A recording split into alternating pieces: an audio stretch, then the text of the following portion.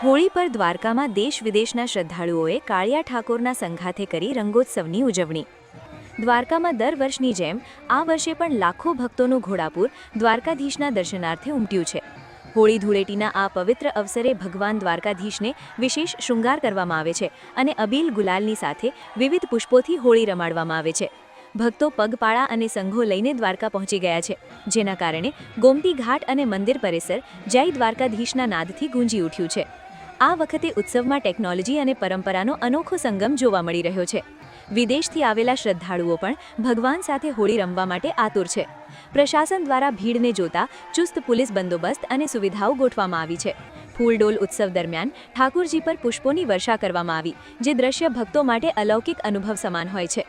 શ્રદ્ધાળુઓનું માનવું છે કે દ્વારકાના નાથ સાથે હોળી રમવાથી જીવનમાં સુખ અને શાંતિના રંગો ભરાય છે। શું તમે ક્યારેય દ્વારકામાં આ અનોખી હોળી ધૂળેટીનો લાહવો લીધો છે?